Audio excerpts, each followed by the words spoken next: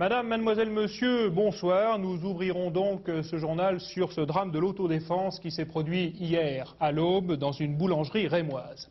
Excédée par un groupe de jeunes qui voulaient emporter des croissants sans payer, la patronne du magasin est sortie avec une carabine. Elle a fait feu, tuant un jeune harki de 23 ans. Un acte qui, vous allez le voir, n'a pas vraiment, semble-t-il en tout cas, surpris les voisins de la boulangerie. Ce soir, en tout cas, la communauté française musulmane parle, elle, d'actes racistes.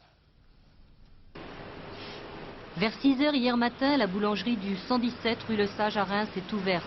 Elle ouvre habituellement au petit matin. Les croissants vendus aux noctambules représentent une bonne part de sa recette.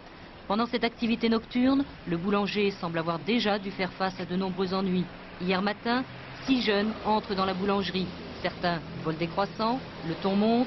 2 jeunes gens du groupe restent dans la boutique. Du côté des boulangers, 2 carabines sortent. Le fils du commerçant menace avec une arme. La boulangère tire. Ali Rafa, 23 ans, fils de harki et père de 2 enfants, a reçu une balle en pleine tête. Il va mourir quelques instants plus tard à l'hôpital. Tout le monde ici dans le quartier, et moi le premier, je dis qu'il fallait que ça arrive. Parce que depuis le temps qu'ils sont agressés la nuit, je ne sais pas si c'est la même équipe, mais enfin, régulièrement ils se sont ennuyés la nuit. La dernière fois, ils sont quand même montés à l'étage prendre la recette, enfin, si vous voulez, je ne sais pas où ils en sont avec ça, mais enfin, le boulanger, ça fait un bout de temps qu'il dit qu'il y réagirait. Moi, le boulanger, il m'a déjà dit plusieurs fois qu'il s'était déjà fait agresser, plusieurs fois, il s'est déjà fait piquer sa caisse, des croissants et tout, de toute façon, on en avait marre, hein, c'est sûr. Il faut bien qu'ils se défendent, ces gens-là, quand même. Parce que oui, agresser tout le temps comme ça, presque pas tous les jours, mais une bonne partie, vous savez, souvent. De toute façon, on ne peut pas accepter un truc comme ça, c'est pas possible.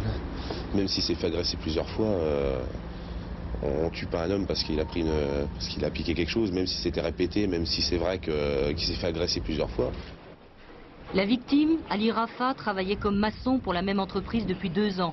Et si Ali avait parfois eu affaire à la police, il s'agissait toujours de délits mineurs. Pour son patron, c'était un ouvrier calme, facile, régulier. Pour sa famille et tous ses proches, le drame d'hier matin est un crime raciste. Il avait 23 ans, il sortait comme tous les jeunes de maintenant, il faisait rien de mal. Hein.